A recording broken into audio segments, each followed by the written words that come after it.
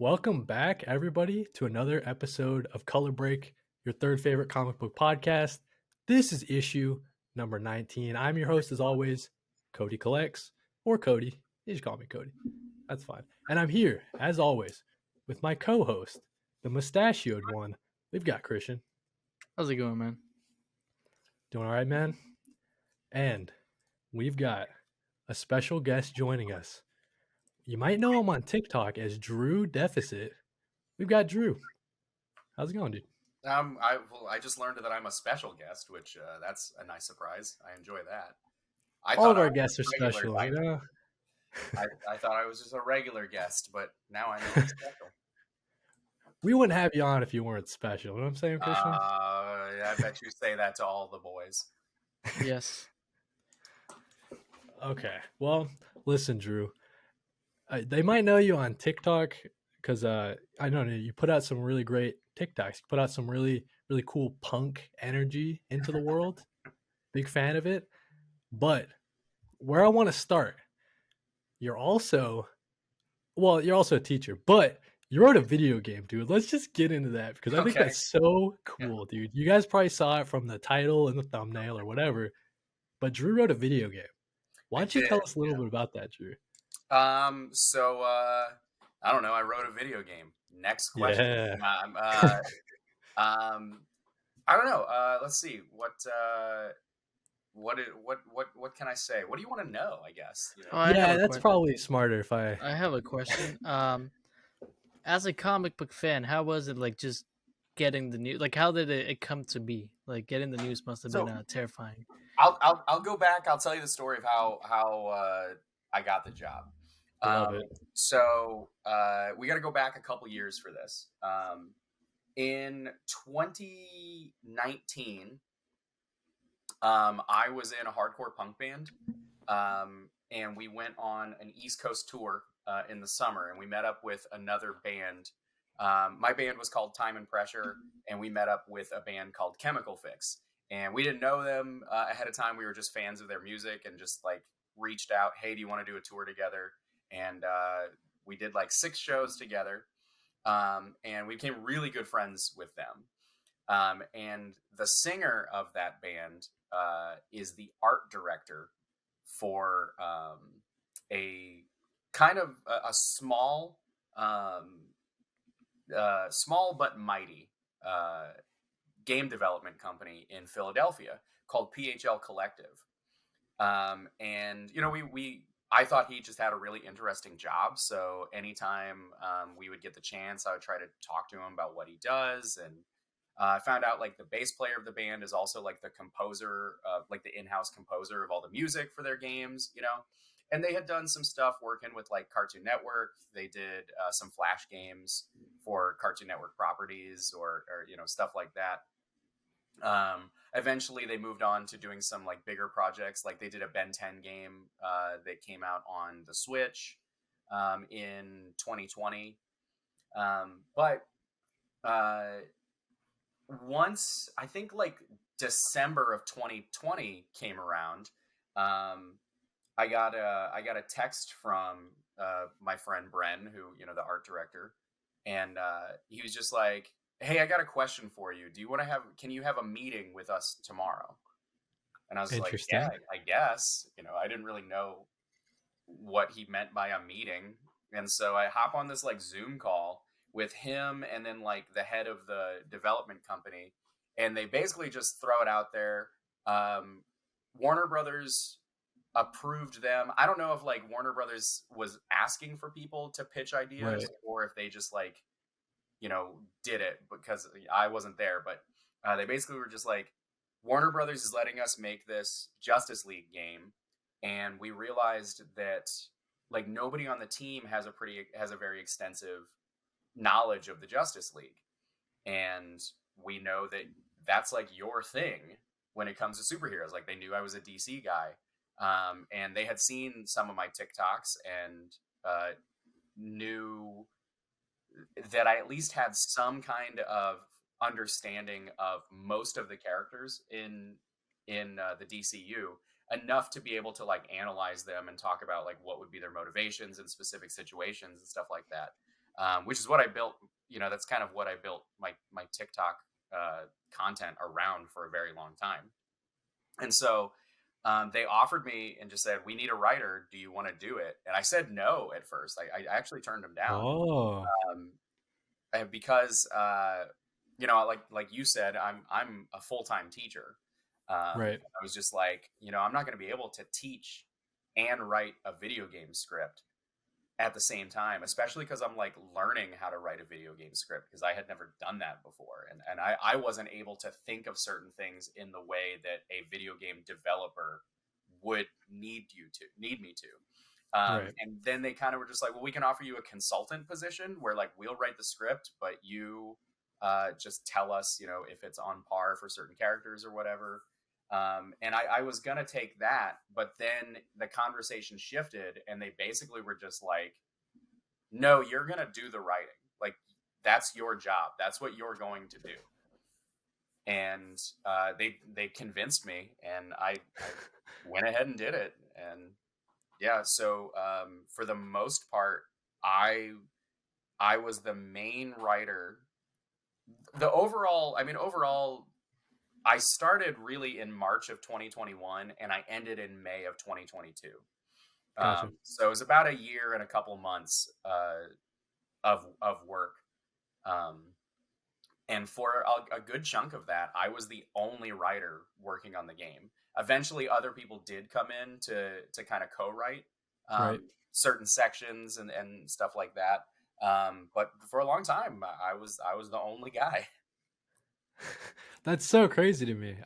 So I guess for those that don't haven't pieced together, so the game that you're referring to, I think the official title is what? DC's Justice League Cosmic Chaos? Yeah, that's the official title. They got to get the branding in there for the DC Justice League, as if there's Right, right. another Justice League. Right. My favorite part of the story is just like how ballsy it is to be like, hey, DC, we want to make a DC game. Okay, cool. Okay, now we don't know anything about him. Yeah, it's a good point, Christian. Yeah, like to me, I guess you're right, Drew. Like you don't know like how it actually started, like the whole Yeah, I have conversations with no DC idea. and everything. I've never heard that story. I probably should ask, but I just never did. And I can't. I want to say, they didn't know nothing about Right. it. Right? It was just they just knew that there wasn't anyone who had like a particularly extensive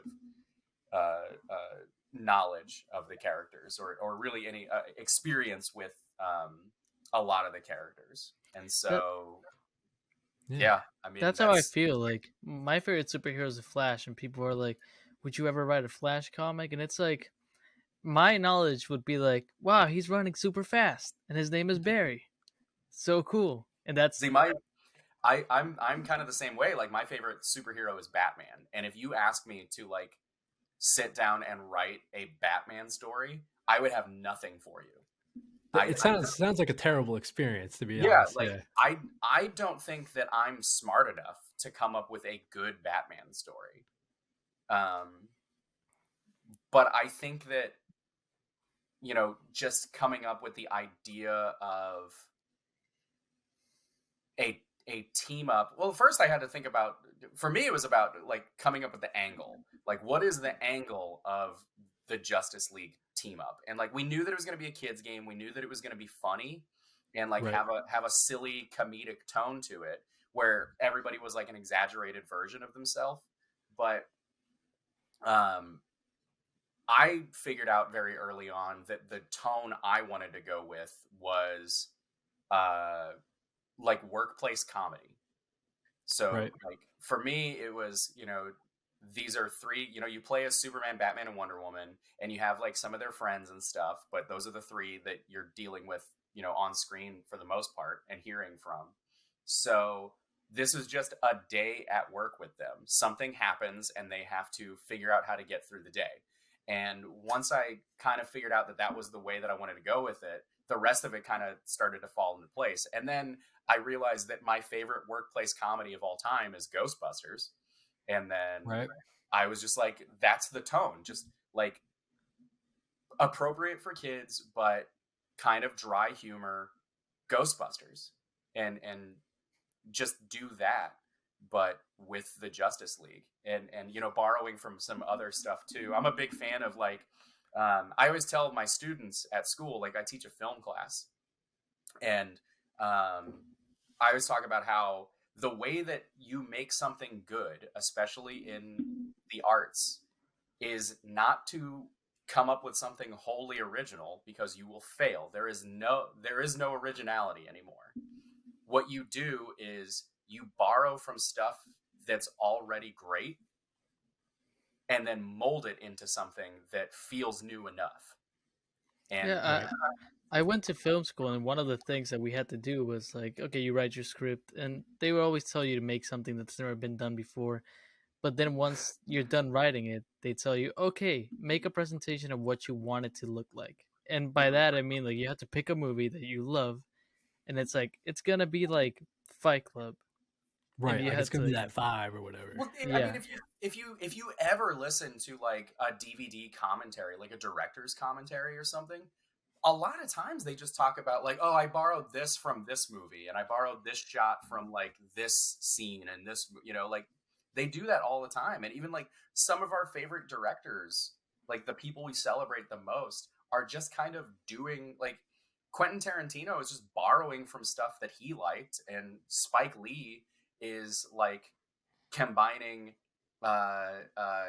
classic black and white film with Scorsese and Akira Kurosawa, and then like throwing in his own kind of exaggerated takes on things. And then he's a visionary because of it.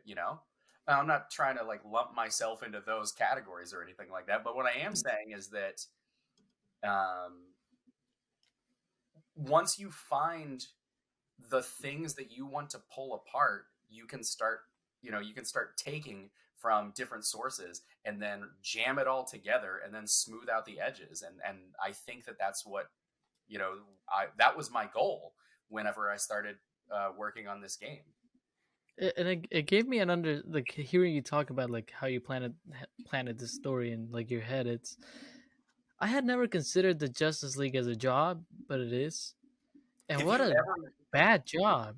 if you ever read Justice League International, by J.M. DeMatteis and Keith Giffen, that's what that book is. It is a workplace sitcom starring the Justice League, and it's awesome.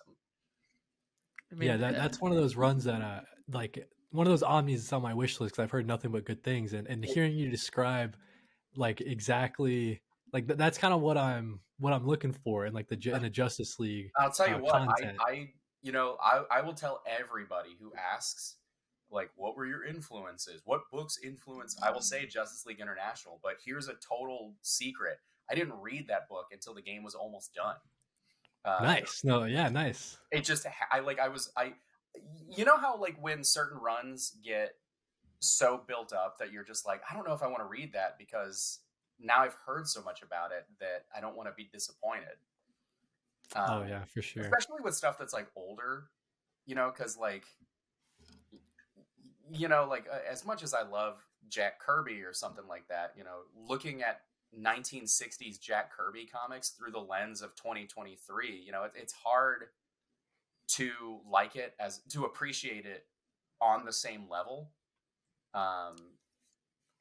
So like with stuff that's a little bit older, I get worried that, oh, you had to be there, or you have to be in the right headspace. But no, man, like Justice League International, I picked up that book and I was just like, this is the game we're making. It's Nice. just this. Like, and listen, we did an entire episode on the Dark Phoenix saga, and the amount of brain power I had to put into reading that book. Because like that book is great, but in 2023, like in a 2023 mindset, it's so like wordy, it's slow, and it takes like you have to dedicate time for that book. Yeah, and I'm a total like X-Men noob. I have read like one X-Men book ever. So that's like, the X-Men book we read. Yeah. That's it. I know that if I like read that, I'd be like, I'd have no idea what to do with any of the information that I'm giving. Although I know that Claremont is like a very good writer. But They Right. make a pretty good job explaining everything. Like that was my first ever X-Men book. yeah, So, but I mean, I agree. Like Jack Kirby sounds cool. The art is great, but I don't it's know if I yeah. could sit down.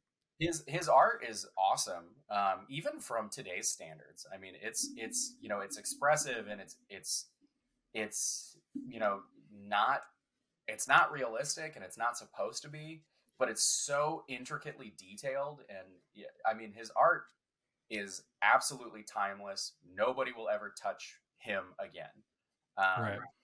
but at the time that he was writing comics, I mean, there was a lot of just expositional dialogue where like a character would explain who they are in Yeah. you know in That's in uh in like a panel, just so that the reader knows who they are, even though they're talking to somebody who like would know exactly who they are. oh, it's exactly what happened with Claremont in the Dark Phoenix. Every time Wolverine showed up, it'd be like, "Ah, here he is, Wolverine, the short one, with the Yeah, claws." Yeah, And they it's list like, like all his attributes. Like, yeah, dude, I've been reading. This is like 7 issues in. Like, I get it. I know who Wolverine is. yeah. Like, I mean, it's that kids would just yeah, pick up something off the newsstand, and so now they yeah. have to know everything. Like I get that. I Um, kind of want them to do that in movies again. Just any Marvel movie. Oh, look, it's Star Lord from the other 3 movies.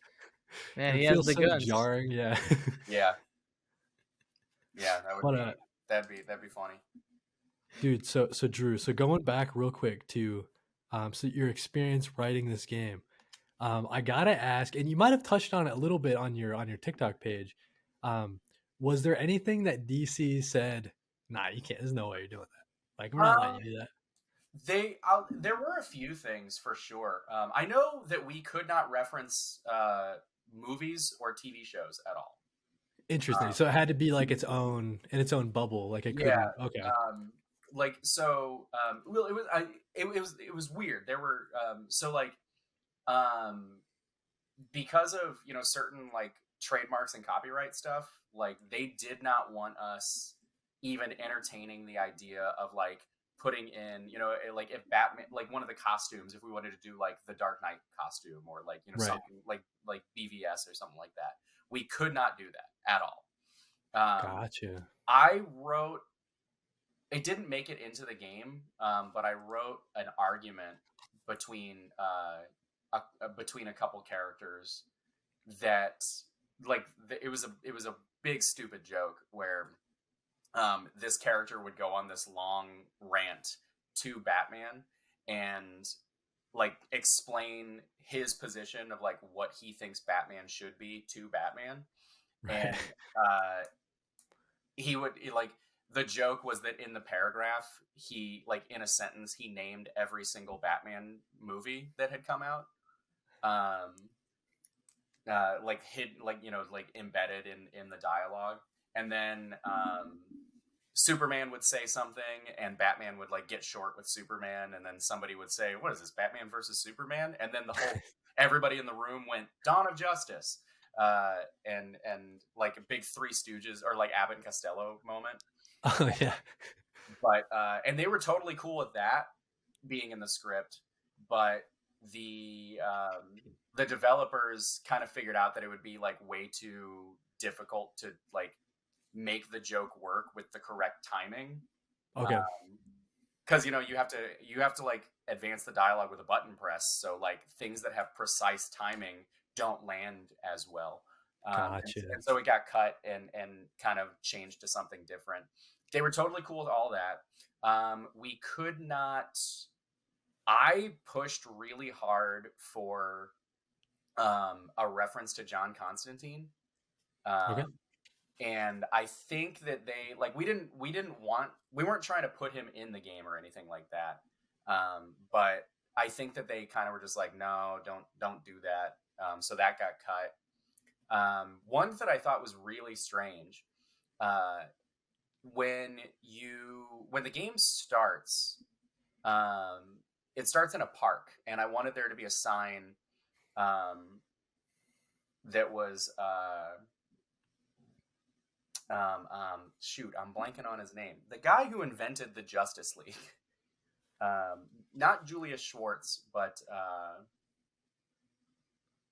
I'm blanking on the editor's name. But it was the guy who revitalized, like, changed the name from Justice Society to Justice League. Right. And wrote like the first issue of the Justice League appeared in Gardner Fox? Yes, Gardner Fox. Thank you.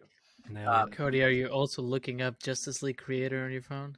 Oh yeah, dude. Oh, I didn't come up with that in my head. I hope it didn't make it seem like I came up with that just off the dome. There's no way, but so that's gonna make me look like an idiot too, because I'm like, oh, I worked on the Justice League, and I can't even think of his name. But we'll edit it. Christian will fix you up. I'm always don't edit it. Don't make me better than I am.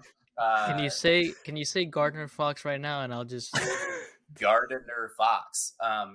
Give it like an AI voice. Anyway, so I wanted to call it Gardner Fox Memorial, like Memorial Park or something like that. Right. And in several iterations of the script, that was in there, and then finally, like, DC was just like, "Hey, you cannot use that name." And we were just like, "That's weird. Why?" And they said, like, it's a legal thing. You cannot use Gardner Fox's name. And interesting. I was like, oh, so can we call it Julius Schwartz? And then they were just like, "Don't use any names. Just don't." That Gotcha. said, there is a Zack Snyder joke in the game.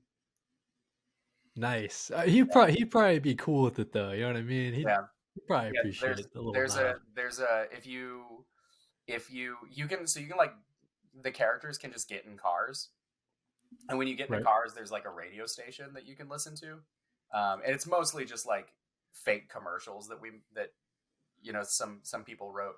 And I thought that it'd be really funny if we kind of poked fun at a lot of the Snyder Bros. And so there's I don't know if you remember, like, about a year, maybe 2 years ago, there was a thing on Twitter where, like, people would screenshot, like, things that looked vaguely similar to shots that Zack Snyder put in any of his DC movies, and they would be like, "Dude, Snyder was the blueprint." And so there's like a commercial in the game for like Snyder Construction, where they're like, they specialize in blueprints or something like that. Nice. Not my joke, but I thought it was a really good one. That's beautiful. I love it. I think too, because, like, for me, anytime you're talking about the Justice League, Darwin Cook's New Frontier book is like the first book that I think of as like the spirit of the Justice League, in a modern sense. And so there's supposed to be somewhere in the game like a restaurant that has the name like Darwin's Cookout. Okay. And then like the taglines, or like the slogan says like "A new frontier in flavor." Nice. But I haven't been able to find it yet, so I don't know if it just didn't go in. I got you. Yeah, so I guess for those that don't know, like, I know a little bit just because I pay attention to like video game news and all that stuff. But the process from a game, like the game's first conception all the way to when it's released, I mean, like you said, you were working on this thing for so long. Mm-hmm. I guess, like, how much of I'm trying to think of the best way to word it. Like, how much of it did you write before you were able to even see like any visuals? You know what I mean? Or like, did they have concept art going at the same time? Or so when they pitched to Warner Brothers, they had concept art. So I had an idea of like what the characters would look like. Which helped, like, with the tone for sure. Like, it helped me decide like how silly it was going to be. But like, as far as gameplay went, I mean, I got a few early builds of the game as I was writing. I mean, and so I don't know. I probably had done, I don't know, at least the first version, because like the way that we started, there are like animated cutscenes in the game, I wrote, before we even started doing any gameplay stuff, they kind of like, the developers gave me, okay, this part's going to be animated, and this, like, the flash needs to be saved, so Gotcha. write that scene. And I did that before I had even, I just had like the character, like the drawings, and that was it. And then we started to go into gameplay, and then like those the animated sequences are wildly different from the first iteration of them in the script anyway. Like, I mean, it's Gotcha. they went through so many changes before being finished. This is like a really dumb question that has nothing to do with what we just talked about. Can you get different like costumes of the characters? Can you Yeah. switch outfits? Mhm. Okay, so you can do that. You said it's silly. Cody, this sounds like the game, man. Dude, so I feel bad, Drew, because I have the game on my Switch, but I haven't touched it yet. Like You my should gaming feel bad. backlog is That's like, a terrible thing to say. No, I'm kidding. yeah. No, Well, so listen, my he has to whole play a thing was, game I recommended to him, so dude, I he's got a not whole lying. list, Christian. I can't.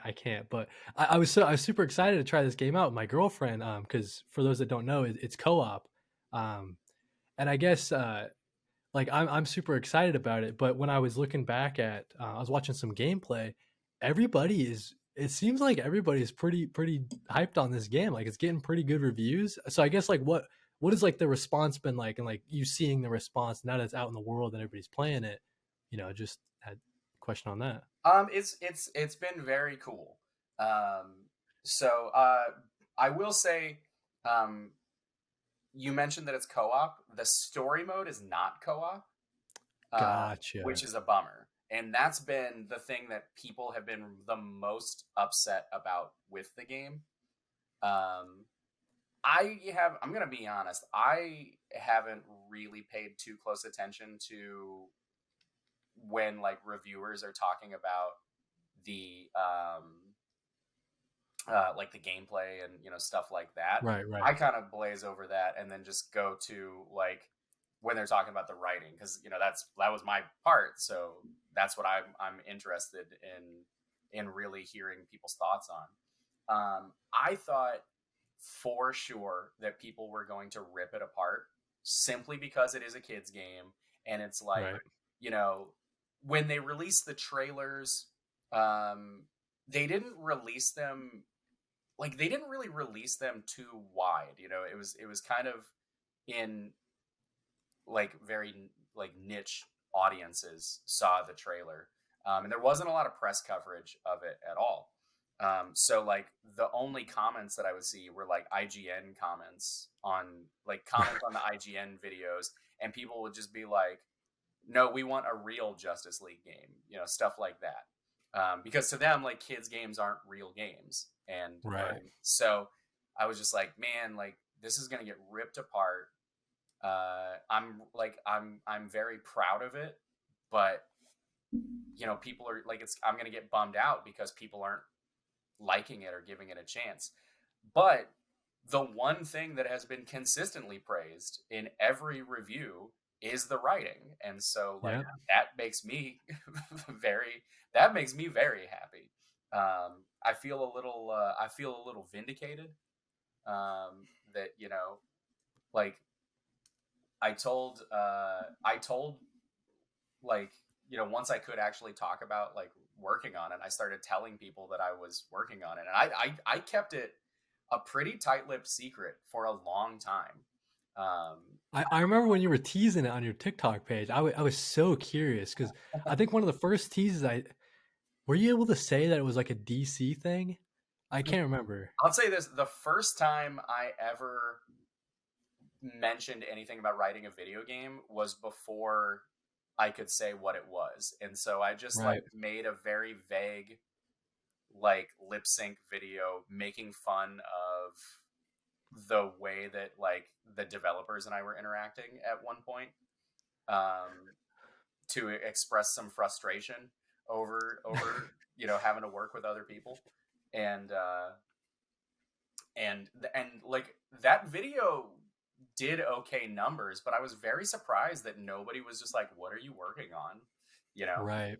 But once I finally could tell people that I was working on a Justice League game, it was so strange. Like, I told my students at work, and they were just kind of like, "Oh, okay, that's a cool thing, I guess." And so I Well, was just it's like, "Really? Like, that was your response?" you know? And then a few of my friends were just kind of like, "Hey, that's good for you, man." And I was just like, "Why is nobody freaking out about this?" well, I'll tell you this. I freaked out because I saw the game announcement just as a game. Oh, Right. just listen. I like silly, like cute games. It's my favorite type of game, and I like licensed games too, according to Mhm. Cody. So this is perfect. Um, so I see. Oh, this looks like a cute game. I would definitely get this. And then I don't know if I missed your announcement video, but I saw a video of you talking about it. Like, yeah, no, in the game I'm writing, and I was like, how is this guy so calm about this? I'm freaking out. Well, yeah, at that point I had been like working on it for almost a year.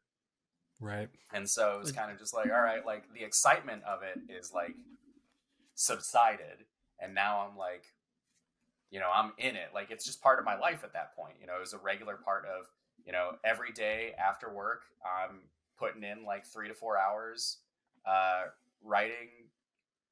Every Wednesday I had a Zoom, or we would meet over Discord, and I would just like stay after school and talk with them on Discord through my phone, and then Saturday and Sunday, like, I put in the heavy hours, and it was just like routine at that point. Wow. So yeah, I was gonna. One of the questions I had written down was, because I knew you were a teacher.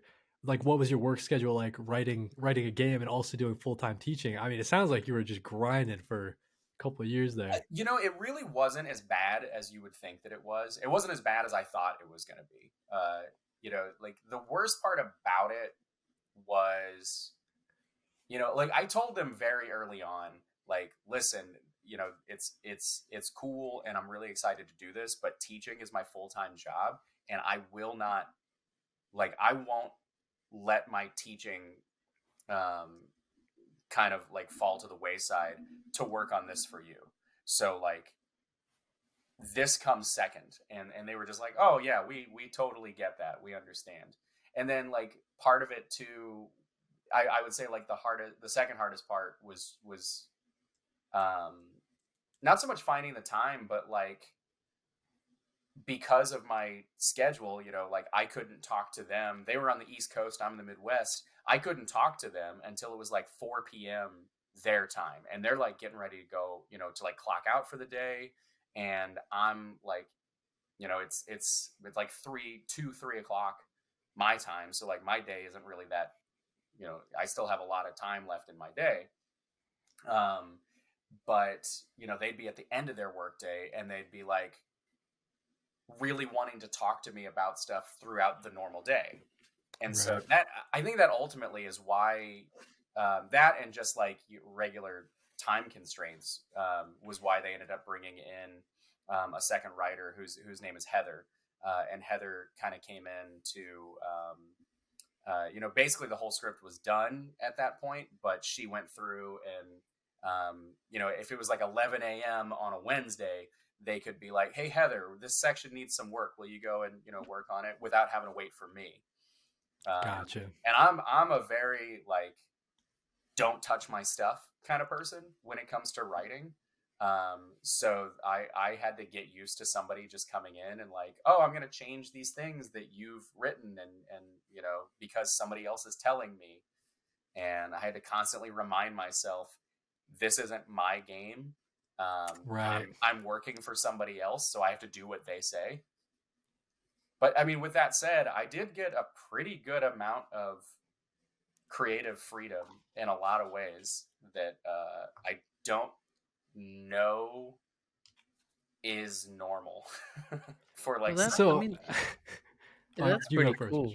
And for me, like, you talked about like the excitement, like leaving, and I mean working on any project. And I mean, I could talk about like making like short films, but I'll use the podcast as an example. I remember being like, we're gonna make a podcast, man, and like recording the first episode, like just so excited, and I'm editing, excited, and then it gets closer to the release date, and I'm like, oh wow, It's people are gonna see this, for me. It was and like the closest thing I could compare it to is just like, like I said, I've been in a musician. I've been in punk bands since I was 13 years old. I'm 35 now, so that's a long time of my life.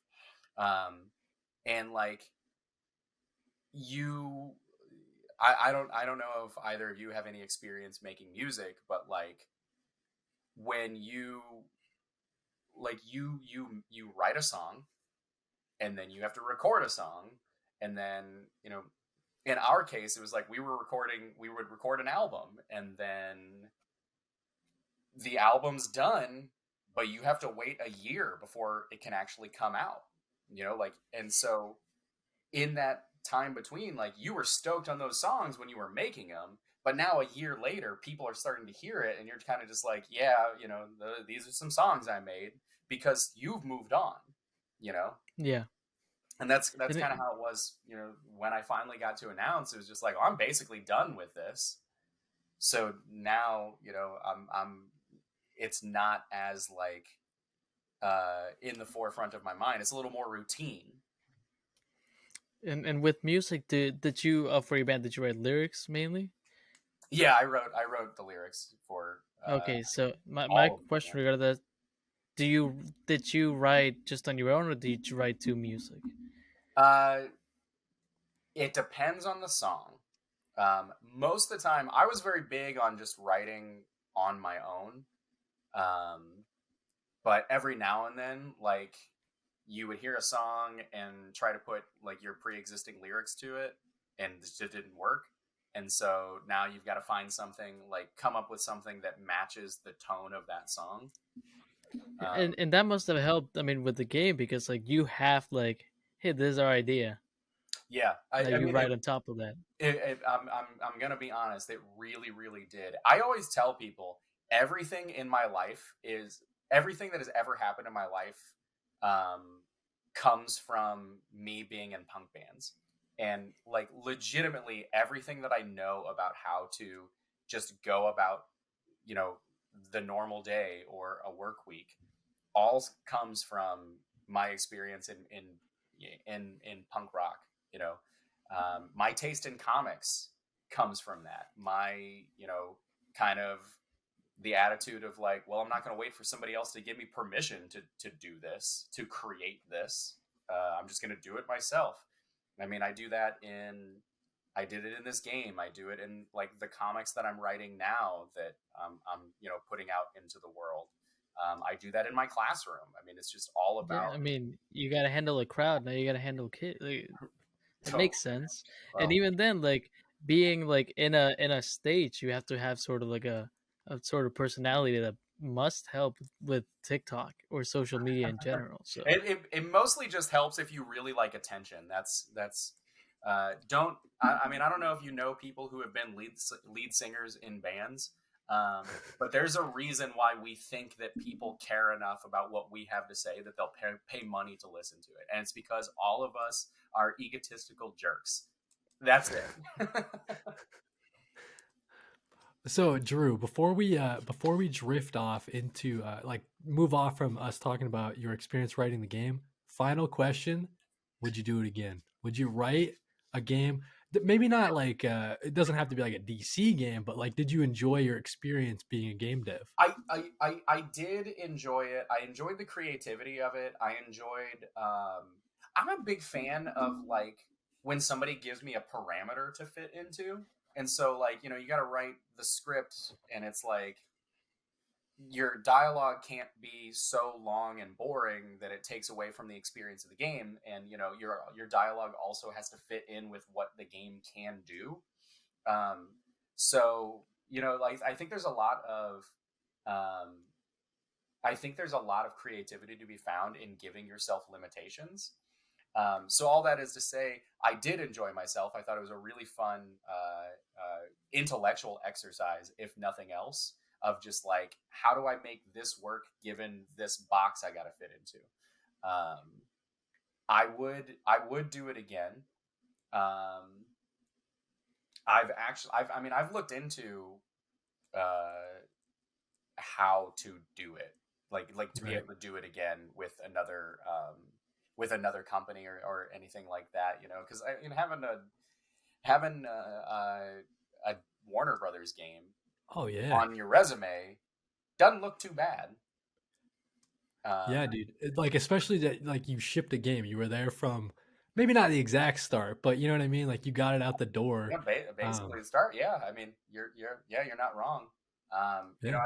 I've got a friend who he works on Call of Duty, Yeah. and I mean, I kind of was just like, I mentioned to him, this is something that I'd maybe like to do again. What do you think? And he kind of was just like, having that on your resume is enough. You just got to go talk to people now, But Yeah, dude. I mean, my real love right now is I want to write comics, and that's what I'm working on right now. I'm just beefing up the portfolio, trying to get some stuff out there. Yeah, nice. I mean, let's get into that too because I think that's super cool. I didn't know you were writing. You're working on some comics. Oh That's yeah, cool to hear. yeah. Yeah. I mean, I self-published a couple issues of a comic a few years back. It was supposed to be long running, but then it just didn't end up working out.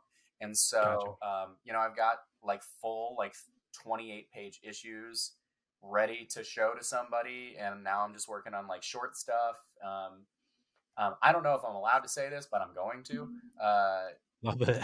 After the game came out and they started seeing like the praise that it was getting, the head of interactive at DC DM'd me on Instagram, and he Nice. kind of was just like, hey, we never got to meet while you were working on the game, but like I was reading your stuff, and we all really liked it, and he was just like, I'm going to keep you in mind for future projects, if we ever have something. And then he was just like, have you ever thought about writing comics? And I said, yeah, like every day of my life. And then he was just like, when you get a portfolio together, send it my way, and I'm gonna, like, he gave me his personal email, and he was just like, I'm gonna give it to other people at DC to read, and maybe something can come out of that. And so, like, that's what I'm working on right now. As Dude, long as that you don't is so forget, cool. as long as you don't forget your boys here at Color Break. They don't got it. They don't got anything for us, Christian. They want to talk to real professionals. All Oh, right, I don't want dude. to write anything. I would die before writing a comic book. No, I'm I saying it mean, right now. Drew, that's so cool. So, like, it sounds like it's your whole like journey has been pointing you to like this. That's so great, man. I wish I'm you the best of luck Yeah, in that. I'm excited about it. I don't know. I mean, it's slow moving. I'm literally just taking like all the money that I have saved up, um, like in my various money making schemes over the years, and I'm just paying artists to draw stuff that I've written now. Hey, I'll give you. Hold on a second. Oh, dude, the Oh, this is color an break exclusive. exclusive. I posted scans of these on Instagram, but so these are pages from a script that I wrote, just a little 3-page superhero script that I did. Nice. And this is an artist I found via TikTok, just from like having posted. Oh yeah, dude, that's great. I don't know if you know him. His name's Andrew Brown. Oh, I think we run in the same circles, maybe. Yeah. He follows a lot of the same people that we all do. I know for sure. But yeah, he did a video on lettering actually that I found really interesting. And so I was just kind of like, his art's good, and he knows like how to letter stuff. So I'm gonna send him something, and then I did, and he mailed these to me last week. Oh, nice.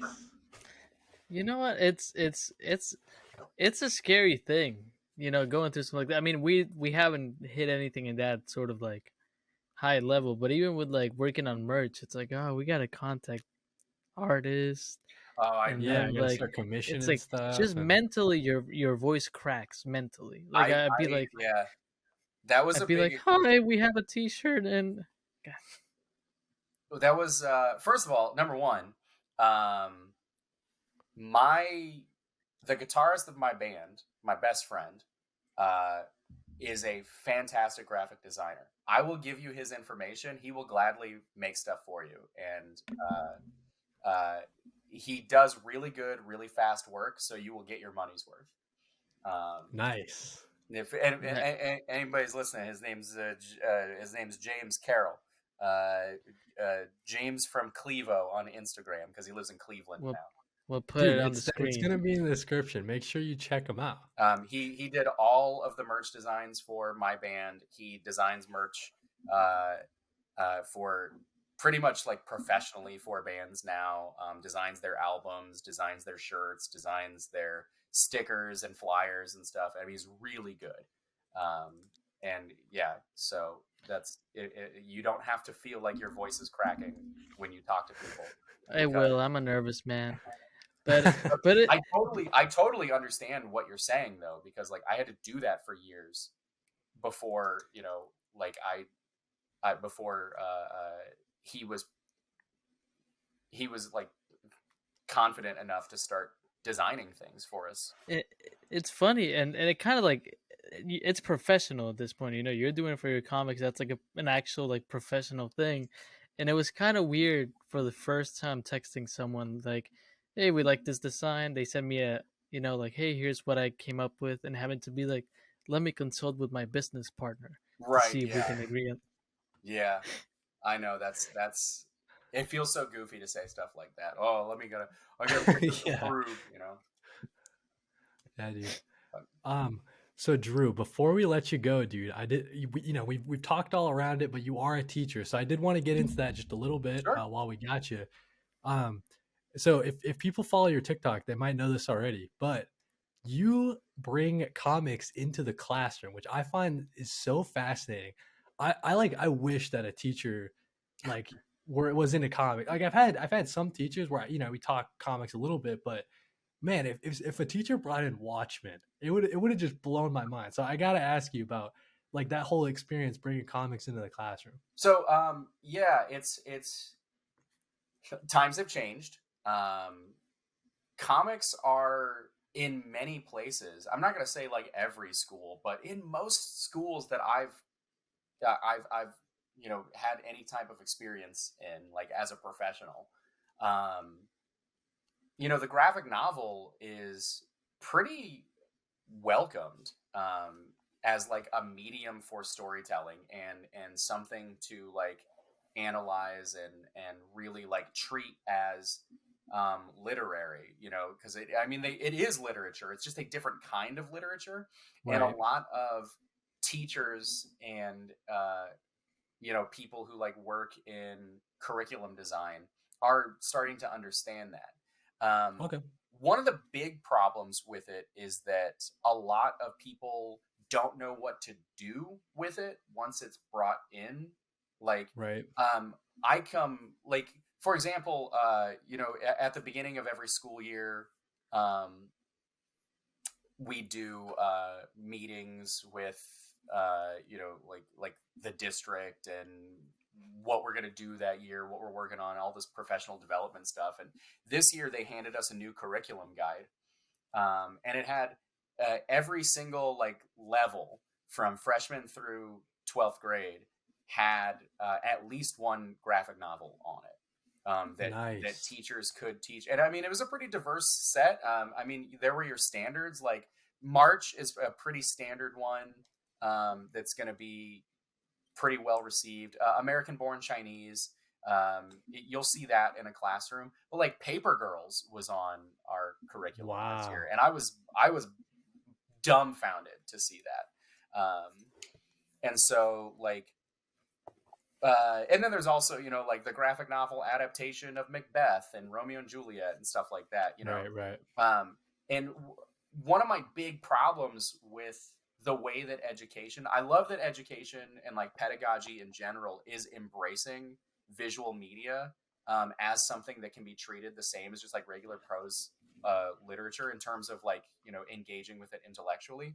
But a lot of times teachers will just use it as like, okay, well, they struggle with regular prose, so if we add pictures, it'll make it easier to understand.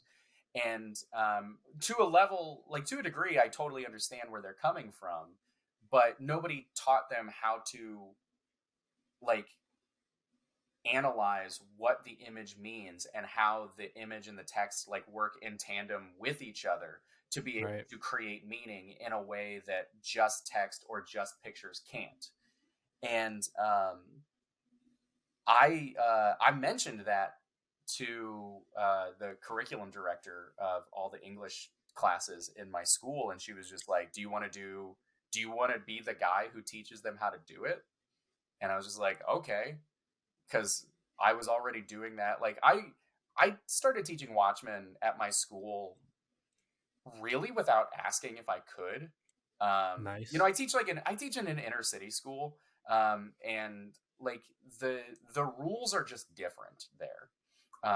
The people who run the school will tell you otherwise, but they're either lying or they're just like keeping themselves willfully ignorant.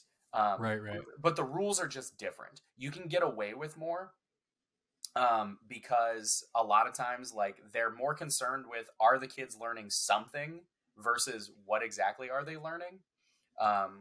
Like if you have kids in a classroom interested in learning something, you've already like that's half the battle right there. Because inner city schools, like, a lot of kids just they got more stuff going on than coming to school sometimes. So if you can get them there and excited about what they're learning, that's one thing. Secondly, we can get away with a little bit more rougher content. Like, in my film class, like, I show rated R movies often, because you can't. I don't think that you can seriously teach a film class without embracing very mature content. I'm not showing them like Right. naked people or anything like that, but like violence and language is just like we just don't really care about it. And it just comes down to like you give them something they're going to engage with, and you've already that's half of it, right? So I started teaching Watchmen because I got tired of how the medium of comics was being treated as a supplement um, to like regular prose text, and I wanted to show students that just because it has pictures doesn't mean it's any less intellectual. So I just went straight for it. I told the person who like orders books, I was just like, "Hey, don't tell anybody, but can you order me 30 copies of this book called Watchmen?" And she did. She didn't ask any questions. She didn't know what it was, but she got it for me, and I was just like, "Cool, I'm doing this year." You got the books. I mean, what are you gonna not teach it? We paid Exactly, money. yeah. Come on. And so like, and I don't have 30 copies anymore because kids kept taking them. I I have love it, 16 dude. now, so 14 of my copies have walked away. Um, but yeah, I mean, like, it is a struggle at first because Watchmen is so intellectually demanding. Because like there are parts in it where you have the text telling a story, you have the art telling another story, but then when you put them together, it creates a third meaning. And so you really have to like sit down and analyze it. And I know that my students who don't read that well, they can pick up on when those third meanings are created a little bit better than you would expect of them based on like their test scores and stuff like that. Right. And But I mean, oh, go ahead.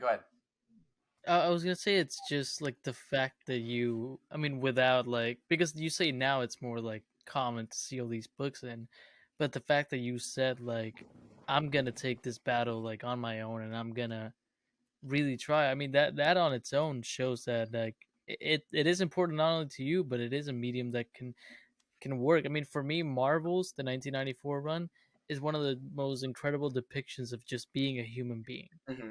Because in a world of superheroes, you see how horrible human beings can be and how they can learn. Yeah, And Watchmen is one of those stories about power and yeah, humanity. And yeah. And I thank think, you for like teaching it. don't Yeah. thank me. Don't thank me. I'll thank you for being a teacher though, because my girlfriend's mom's a teacher. For the longest time, Drew, I wanted to be a teacher. Like I wanted to be a math teacher for like up into high school, and then I was like, oh man, I can't. Teachers have it so rough in this country, dude. I gotta thank you for being a teacher. No, At least let me do that. I don't. Nah, it's just a job. It's just a job. I mean, legitimately, like it's just a job. Um, but yeah, I mean, like, you know, I'm I have a personal connection to it because Watchmen is, in some ways, Watchmen is the reason I am a teacher. Okay. Like I knew through high school that I wanted to grow up to be a teacher, but when I went to college, the first semester I dropped out.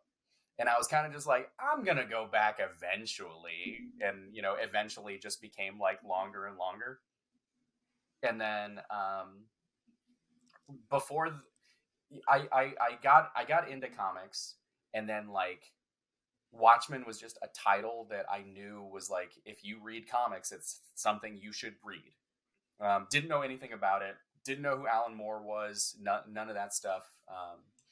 And then I just kind of picked it up. They did like a hardcover release ahead of the movie. I picked it up. I read through it, and I took my time with it because it was so dense. Right. I did not understand most of like the layers of the story at all. I just understood it at surface value. But when it was done, I was just like, this is a story that should be taught because it asks so many interesting questions. And so then I kind of was just like, I'm gonna like this is it. I this is the reason I'm gonna go back to school and finish that degree. And that's what I did. And I mean, I when I was in college, I was writing lesson plans around Watchmen every time. Like anytime they told us, oh, you got to write a fake lesson plan, I was writing stuff that I was gonna do later. I knew that I was going to do it later. I did. I mean, I took a linguistics. I related everything back to Watchmen. I took a linguistics course and turned in a project, essentially about how comics have their own grammar, similar to the way that we like create meaning in just like English words. Comics have their own grammar and like syntax and set of rules that create a language that's just told visually, and I used Watchmen to do that. It was just, I always knew that Watchmen was going to be like the final boss of teaching. Yeah, dude. And I'm leaving my school this year. And I'm going to a different school next year. But the school that I'm going to has an entire class on graphic novels. And so I was just like, you let me teach that. And they were like, I guess. So Nice. I mean, next year I'll be doing like more than just Watchmen. I'll be doing a lot of different stuff. I don't know what yet, but Yeah, man. I mean, that's awesome, Drew. I love talking to you, dude. You got so many experiences, right? I just love hearing about all of them. I got a weird life, man. Well, so when you mentioned that you were in punk bands and stuff from when you're 13, I mean, just to see, yeah, it's just so eclectic and everything that you've experienced and done. So I just think it's awesome. But yeah. It comes back into my normal life all the time. I've mentioned a couple times, I do a film class. One of the movies that we just watched recently was Black Klansman. And I have a friend who, like, I don't know if have either of you seen Black Klansman? Oh yeah, Okay. Spike Lee, right? Yeah. So you know, like at the end of the movie where it stops being like footage he shot and then it becomes footage that that was like real footage. Oh right, right. So one of my friends, a very good friend of mine, has footage in that movie from that section.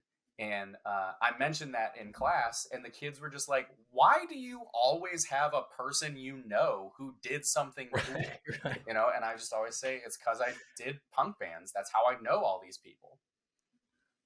Look, I'm not joking when I say everything that I have in life came from me picking up a bass guitar and learning how to play Bad Religion songs when I was 13. That's awesome, dude. Christian, that's all I got, dude. You got any more questions for Drew here? No, I will say I thought I was like a punk kid when I was like growing up, but that basically meant like Fall Out Boy and My Chemical Romance, and that's as far You, as it got. you only And scratched the surface, kind of smart, yeah, huh, Christian? and it's really cool to see you. Like you talk about punk and like you were a punk band, but like especially like you did a video on Superman and punk, and that was just really cool. That's all I had to say. It's not a question; it's just a compliment. I was like, that's great.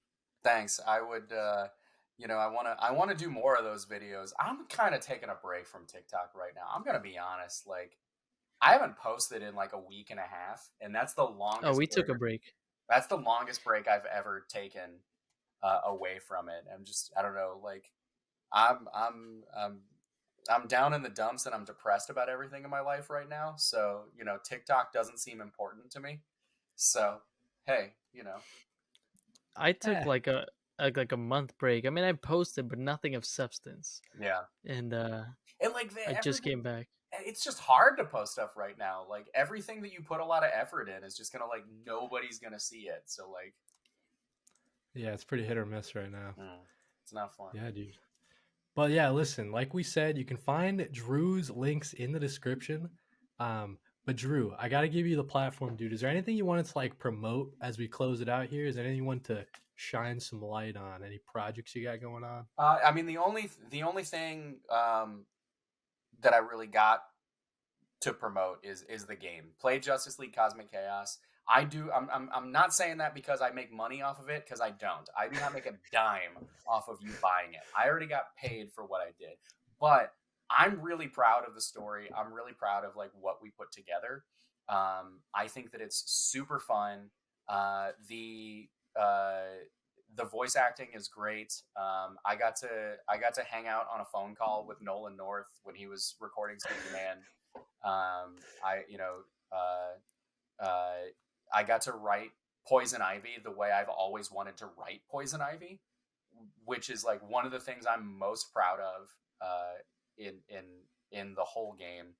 Um, I got to write Superman. Like that's a pretty cool thing to add to your resume. So that's it. Other than that, my Instagram, as comics come in from artists, that's kind of where I've just been putting them for right now. Nice. So my Instagram is the same, Drew X Deficit. The X is silent, so it's Drew Deficit with an X in the middle. You got to respect the X, and that's if you can find me everywhere, Instagram, Twitter, TikTok. I got all the same name everywhere. Nice, dude. Well, thanks for coming on, Drew. Listen, how about this? Maybe this is an idea. Christian and I, we get the game. Maybe we have you back on and we dig a little deeper into the game. Hey, I would, But yeah, again, uh, I mentioned this before we started recording. I just like talking to people. So, anytime you want it doesn't, you don't have to have a reason. I'll just come on and talk about stuff. I don't care. right on, Drew. Well, thanks for coming on with us. Hey, thanks for Christian. asking me. Yeah, dude, totally. Well, you just had such a unique experience. I don't think we know any game dev people, so we had to have you on. The first TikToker who actually made something of substance. So he actually did it. I'm just as surprised as you are. But Christian, dude, I'll leave it to you. You get the last word in this issue. Issue number 19, A Color Break. Buy the merch. There you go. Leave it at that.